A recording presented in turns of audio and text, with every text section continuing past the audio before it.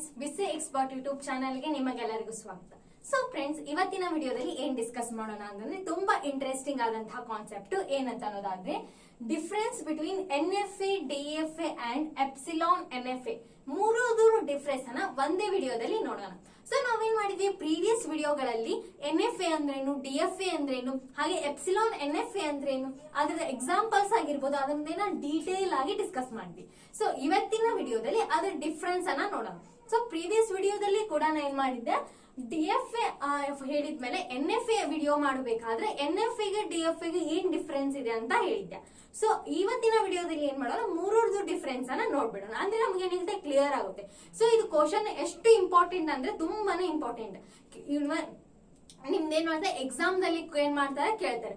ಏನ್ ಕೇಳ್ಬೋದು ಅವರು, ಡಿಫರೆನ್ಸ್ ಬಿಟ್ವೀನ್ NFA, DFA ಕೇಳ್ಬೋದು, ಅಥವಾ difference between NFA and epsilon NFA ಕೇಳ್ಬೋದು. ಸೊ ಇದ್ರಲ್ಲಿ ಮೂರರಲ್ಲಿ ಯಾವ್ದ್ರದೇ ಡಿಫರೆನ್ಸ್ ಕೇಳಿದ್ರೆ ಏನಾಗುತ್ತೆ, ನೀವು ಈಸಿಯಾಗಿ ಅಟೆಂಡ್ ಮಾಡಿ. ಫಸ್ಟ್ ಡಿಫರೆನ್ಸ್ ಏನು, ಸ್ಟೇಟ್ಸ್. ಸ್ಟೇಟ್ಸ್ ಏನೇನ ನಾವು can be in multiple state at once. ಇದ್ರೊಳಗಡೆ NFA ದಾಗ ಏನಿರುತ್ತೆ, ಕ್ಯಾನ್ ಬಿ ಮಲ್ಟಿಪಲ್ ಸ್ಟೇಟ್. ನಾವೇನ್ ಮಾಡೋದು, ಮಲ್ಟಿಪಲ್ ಸ್ಟೇಟ್ಸ್ ಅನ್ನ ನೋಡ್ಬೋದು. ಸ್ಟೇಟ್ ಅಂದ್ರೆ ಏನು ಅಂತ ಗೊತ್ತಿದ್ರೆ ನಿಮ್ಗೆ ಏನಾಗುತ್ತೆ, ಇವಾಗ ನಾ ಏನ್ ಯಾವ್ದಕ್ಕೆ ಸ್ಟೇಟ್ ಅಂತ ಇದೀನಿ ಅಂತ ಗೊತ್ತಾಗುತ್ತೆ. ಸೊ ನಾವೇನ್ ಮಾಡ್ತೀವಿ, ಈ ರೀತಿ ಸ್ಟೇಟ್ಸ್ ಅನ್ನ ಡಿನೋಟ್ ಮಾಡ್ತೀವಿ. ಇದಕ್ಕೇನಂತ ಕರಿತೀವಿ, ನಾವು ಸ್ಟೇಟ್ಸ್ ಅಂತ ಕರಿತೀವಿ, ರೈಟ್. ನೆಕ್ಸ್ಟ್ DFA ದಲ್ಲಿ can be in only one state. DFA ದಲ್ಲಿ ಏನಿರುತ್ತೆ, ಬರೀ ಒಂದೇ ಸ್ಟೇಟ್ ಇರುತ್ತೆ. ಬಟ್ NFA ದಲ್ಲಿ ಏನಿರುತ್ತೆ, ಮಲ್ಟಿಪಲ್ ಸ್ಟೇಟ್ಸ್ ಇರ್ತಾವ. ಎಪ್ಸಿಲಾನ್ NFA ಬಂದ್ರೆ can be multiple state at once. ಇಲ್ಲಿ ಕೂಡ ಏನ್ ಬರುತ್ತೆ, ಮಲ್ಟಿಪಲ್ ಸ್ಟೇಟ್ಸ್ ಅನ್ನ ನಾವು ನೋಡಬಹುದು. ನೆಕ್ಸ್ಟ್ ಮೇನ್ ಡಿಫರೆನ್ಸ್ ಏನೈತಿ, ಟ್ರಾನ್ಸಿಷನ್. ಇದು ಅಂತೂ ಟ್ರಾನ್ಸಿಷನ್ ಫಂಕ್ಷನ್ ಆಗಿರ್ಬೋದು, ಟ್ರಾನ್ಸಿಷನ್ ಆಗಿರ್ಬೋದು, ವೆರಿ ಇಂಪಾರ್ಟೆಂಟ್ ಅಂತ ಹೇಳ್ಬೋದು ಡಿಫರೆನ್ಸ್ ದಲ್ಲಿ. ಸೊ ನಾವು NFA, DFA ಮತ್ತು ಎಪ್ಸಿಲಾನ್ NFA ನ 5 ಟಪಲ್ಸ್ ಇಂದ ಡಿಫೈನ್ ಮಾಡ್ತೇವೆ ಅಂತ ಹೇಳಿದ್ದೆ. Q ಆಗಿರ್ಬೋದು, Q0, F, ಟ್ರಾನ್ಸಿಷನ್ ಫಂಕ್ಷನ್ ಮತ್ತು F ಇಂದ ನಾವೇನ್ ಮಾಡ್ತೀವಿ, ಈ 5 ಟಪಲ್ಸ್ ಇಂದ ಡಿಫೈನ್ ಮಾಡ್ತೀವಿ. ಈ 5 ಟಪಲ್ಸ್ ಏನಿರುತ್ತೆ, ಸೇಮ್ ಇರುತ್ತೆ, ಡಿಫೈನ್ ಆಗುತ್ತೆ. ಬಟ್ ಟ್ರಾನ್ಸಿಷನ್ ಫಂಕ್ಷನ್ ಮಾತ್ರನೇ ಇಲ್ಲೇನು ಇಂಪಾರ್ಟೆಂಟ್ ಡಿಫರೆನ್ಸ್ ಅಂತ ಹೇಳ್ತೀವಿ. So multiple transition for a single symbol ಅಂದ್ರೆ ಏನಾಗುತ್ತೆ, ಮಲ್ಟಿಪಲ್ ಟ್ರಾನ್ಸಿಷನ್ ಅನ್ನ ಮಾಡಬಹುದು ಎಲ್ಲಿ, ನಾವು NFA ದಲ್ಲಿ. ಬಟ್ DFA ಬಂದ್ರೆ only one transition per symbol. ಅಂತಂದ್ರೆ ನಾವು ಟ್ರಾನ್ಸಿಷನ್ ಈ ರೀತಿ ಏನ್ ಮಾಡ್ತೇವೆ ನೋಡಿ, ಸ್ಟೇಟ್ಸ್ ಗೆ ರೀಚ್ ಮಾಡಿಸ್ತೀವಿ ನೋಡಿ. ಸೊ ನಮ್ ಕಡೆ ಟ್ರಾನ್ಸಿಷನ್ ಏನಿರುತ್ತೆ, NFA ಬಂದ್ರೆ ಮಲ್ಟಿಪಲ್ ಟ್ರಾನ್ಸಿಷನ್ ಅನ್ನ ನೋಡ್ತೀವಿ. ಬಟ್ DFA ಬಂದ್ರೆ ನಮ್ಗೆ ಏನಂದ್ರೆ ಓನ್ಲಿ ಒನ್ ಟ್ರಾನ್ಸಿಷನ್ ಅನ್ನ ನೋಡ್ತೇವೆ. ನೆಕ್ಸ್ಟ್ ಎಪ್ಸಿಲಾನ್ NFA ಬಂದ್ರು ಕೂಡ ನಾವೇನ್ ಮಾಡ್ಬೋದು, ಮಲ್ಟಿಪಲ್ ಟ್ರಾನ್ಸಿಷನ್ ಫಾರ್ ನೋಡ್ಬೋದು. ನೆಕ್ಸ್ಟ್ ಇನ್ ಡಿಫರೆನ್ಸ್ ಐತಿ ಎಪ್ಸಿಲಾನ್ ಟ್ರಾನ್ಸಿಷನ್. ಸೊ ಅಂದ್ರೆ ನಲ್ ಅನ್ನ ನೋಡ್ಬೋದು. ಅಂದ್ರೆ ನಾವು ಸ್ಟೇಟ್ಸ್ ಅನ್ನ ರೀಪ್ರೆಸೆಂಟ್ ಒಂದ್ ಸ್ಟೇಟ್ ಇಂದ ಇನ್ನೊಂದ್ ಸ್ಟೇಟ್ ಗೆ ರೀಚ್ ಆಗಬೇಕಾದ್ರೆ ನಾವೇನ್ ಮೇನ್ ಮಾಡ್ತೀವಿ, 0 ಅಥವಾ 1, A, B ಈ ರೀತಿ ಏನ್ ಮಾಡ್ತೀವಿ, ಇನ್ಪುಟ್ಸ್ ಅನ್ನ ಕೊಡ್ತಿರ್ತೀವಿ. ಸೊ ಅದೇ ಅಲ್ಲಿ DFA ದಲ್ಲಿ ಇನ್ಪುಟ್ಸ್ ಅನ್ನ ಕೊಡ್ತೇವೆ. ಎಪ್ಸಿಲಾನ್ ಅಂತ ಏನಂತ ಹೇಳಿದ್ದ, ಇನ್ಫಿನಿಟಿ. ಈ ರೀತಿ ಸಿಂಬಾಲ್ ಅನ್ನ ನಾವು ಎಲ್ಲಿ ಯೂಸ್ ಮಾಡ್ತೇವಿ ಅನ್ನೋದಾದ್ರೆ, NFA ದಲ್ಲಿ ಏನ್ ಮಾಡ್ತೀವಿ, epsilon can have a epsilon transition. ಏನ್ ಮಾಡ್ಬೋದು, NFA ದಲ್ಲಿ ನಾವು ಎಪ್ಸಿಲಾನ್ ಟ್ರಾನ್ಸಿಷನ್ ಮಾಡಬಹುದು. ಬಟ್ DFA ಬಂದ್ರೆ ನಮ್ಗೆ ಏನ್ ಮಾಡಲ್ಲ, does not have a epsilon transition. ಇಲ್ಲಿ ಏನ್ ಬರಲ್ಲ, DFA ದಲ್ಲಿ ಎಪ್ಸಿಲಾನ್ ಟ್ರಾನ್ಸಿಷನ್ ಅನ್ನ ಮಾಡ್ಲಿಕ್ಕೆ ಬರುವುದಿಲ್ಲ. ಯಾಕಂದ್ರೆ ನಮ್ಮ ಹತ್ರ ಒಂದೇ ಸ್ಟೇಟ್ ಇರುತ್ತೆ. ಅಂದ್ರೆ ಇಲ್ಲಿ ಮಲ್ಟಿಪಲ್ ಸ್ಟೇಟ್ ಇರಲ್ಲ, ಓನ್ಲಿ ಒನ್ ಸ್ಟೇಟ್ ಇರುತ್ತೆ. ಹಾಗಾಗಿ ಏನಾಗಲ್ಲ, ನಮ್ಗೆ ಎಪ್ಸಿಲಾನ್ ಟ್ರಾನ್ಸಿಷನ್ DFA ದಲ್ಲಿ ಮಾಡ್ಲಿಕ್ಕೆ ಬರಲ್ಲ. ನೆಕ್ಸ್ಟ್ ಎಪ್ಸಿಲಾನ್ NFA ಬಂದ್ರೆ can have a epsilon transition. ಅದರ ನೇಮೇ ಇದೆ ಎಪ್ಸಿಲಾನ್ NFA ಅಂತ. ಸೊ ಹಾಗಾಗಿ ಅದು ಬಂದೇ ಬರುತ್ತೆ. Next difference acceptance. Acceptance if there is a path to an accept state. ಏನ್ ಮಾಡುತ್ತೆ, ಇಲ್ಲಿ ಅಕೆಪ್ಟ್ ಸ್ಟೇಟ್ ಪಾತ್ ತೋರಿಸುತ್ತೆ. ಬಟ್ ಇದರಲ್ಲಿ ಆದ್ರೆ acceptance only if it is reaches an accept state after processing all input symbol. ಇಲ್ಲೇನಾಗುತ್ತೆ, ಎಲ್ಲಾ processing input symbol ಆದ್ಮೇಲೆ ಅದೇನಾಗುತ್ತೆ, ಅಕೆಪ್ಟ್ ಆಗುತ್ತೆ.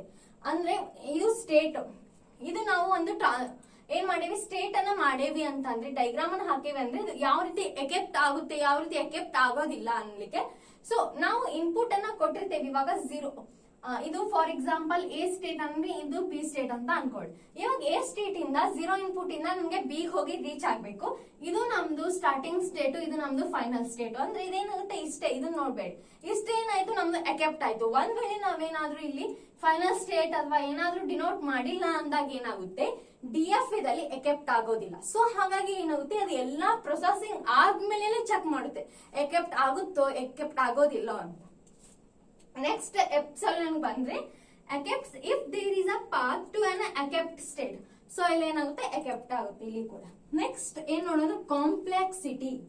ಕಾಂಪ್ಲೆಕ್ಸಿಟಿ ಏನೈತಿ, generally less complexity than DFA. DFA ಗಿಂತ ಏನೈತಿ, ಇದ್ರ ಕಾಂಪ್ಲೆಕ್ಸಿಟಿ ಲೆಸ್ ಐತಿ. ಬಟ್ DFA ಬಂದ್ರ generally more complexity than NFA. NFA ಗಿಂತ ಏನೈತಿ, ಮೋರ್ ಕಾಂಪ್ಲೆಕ್ಸಿಟಿ ಐತಿ. ಎಪ್ಸಿಲಾನ್ NFA ಬಂದ್ರ ಲೆಸ್ ಕಾಂಪ್ಲೆಕ್ಸ್ ದನ್ DFA. ಇದೇನೈತಿ, ಇದು ಲೆಸ್ ಕಾಂಪ್ಲೆಕ್ಸ್ ಐತಿ. ಇದೇನೈತಿ, ಇದು ಕೂಡ ಲೆಸ್ ಕಾಂಪ್ಲೆಕ್ಸ್ ಐತಿ. ಯಾಕಂದ್ರೆ NFA ಮತ್ತು ಎಪ್ಸಿಲಾನ್ NFA ಏನಾಗುತ್ತೆ, ಸ್ವಲ್ಪ ಸೇಮ್ ಆಗುತ್ತೆ. ಸೊ ಇದೇನಾಗುತ್ತೆ, ಅದ್ರ ಕಾಂಪ್ಲೆಕ್ಸಿಟಿ ಮೋರ್ ಇರುತ್ತೆ.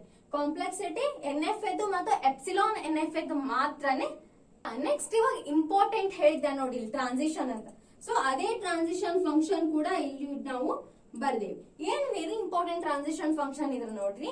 ಇದ್ರಲ್ಲಿ ಏನೈತಿ, NFA ದಲ್ಲಿ ಕ್ಯೂ ಕ್ರಾಸ್ ಇನ್ಪುಟ್ ಅನ್ನ ಮಾಡಿದಾಗ ನಮ್ಗೆ ಏನ್ ಸಿಗುತ್ತೆ, to the power of Q. ಅಂದ್ರೆ ನಮ್ಮ ಹತ್ರ 1 ಇನ್ಪುಟ್ ಅನ್ನ ಕೊಟ್ಟಾಗ ಅಂದ್ರೆ ಯಾವ ರೀತಿ ಇರುತ್ತೆ, 2 ಆ ರೀತಿ ವರ್ಕ್ ಆಗುತ್ತೆ. 2 ಇನ್ಪುಟ್ಸ್ ಅನ್ನು ಕೊಟ್ರೆ 4, 2 8 ಈ ರೀತಿ ಏನಾಗುತ್ತೆ, ಇಲ್ಲಿ ವರ್ಕ್ ಆಗುತ್ತೆ. ಇಲ್ಲಿ NFA ದಲ್ಲಿ to the power of Q ಎಷ್ಟು ಇನ್ಪುಟ್ಸ್ ಇರುತ್ತೆ ನೋಡಿ, ಅದ್ರದ್ದು to the power of Q ಆಗಿ ವರ್ಕ್ ಆಗುತ್ತೆ. ಬಟ್ DFA ಬಂದ್ರೆ ಇಲ್ಲ, ಕ್ಯೂ ಕ್ರಾಸ್ ಇನ್ಪುಟ್ಸ್ ಮಾಡಿದ್ರೆ ನಮ್ಗೆ ಕ್ಯೂನೇ ಸಿಗುತ್ತೆ. ನೆಕ್ಸ್ಟ್ ಎಪ್ಸಿಲಾನ್ NFA ಬಂದ್ರು Q cross Q union of Q ಬರುತ್ತೆ. ಇಲ್ಲಿ ಏನ್ ಬರುತ್ತೆ, union of Q to the power of Q ಬರುತ್ತೆ. ಇದು ನಮ್ದು ಟ್ರಾನ್ಸಿಷನ್ ಫಂಕ್ಷನ್. ಸೊ ಇದೇ ತುಂಬಾ ಇಂಪಾರ್ಟೆಂಟ್ ಪಾಯಿಂಟ್ ಅಂತ ಹೇಳ್ಬೋದು. ಇವೇನು ಟ್ರಾನ್ಸಿಷನ್ ಫಂಕ್ಷನ್ ವೇರಿ ತುಂಬಾ ಇಂಪಾರ್ಟೆಂಟ್ ಪಾಯಿಂಟ್ಸ್. ಸೊ ಫ್ರೆಂಡ್ಸ್, ಇದೇನು ಡೈಗ್ರಾಮ್ ರಿಪ್ರೆಸೆಂಟೇಷನ್ ಅನ್ನ ಮಾಡಿ. ಇದು ನಮ್ದು ಸ್ಟೇಟ್.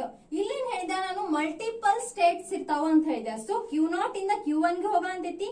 ಏನು A ಇನ್ಪುಟ್ ಮತ್ತು B ಇನ್ಪುಟ್ 2 ಇನ್ಪುಟ್ಸ್ ಇಂದ ಏನಾಗ ಅಂತೈತಿ, ರೀಚ್ ಆಗ ಅಂತೈತಿ. ಸೊ ಈ ರೀತಿ ಮಲ್ಟಿಪಲ್ ಸ್ಟೇಟ್ಸ್ ಅನ್ನ ಎಲ್ಲಿ ನೋಡ್ಬೋದು, ನಾವು NFA ದಲ್ಲಿ ನೋಡ್ಬೋದು. ಬಟ್ ಇಲ್ಲಿ ನೋಡಿ, DFA ದಲ್ಲಿ ಏನ್ ಹೇಳಿದೆ, ಓನ್ಲಿ 1 ಸ್ಟೇಟ್ ಇರುತ್ತೆ.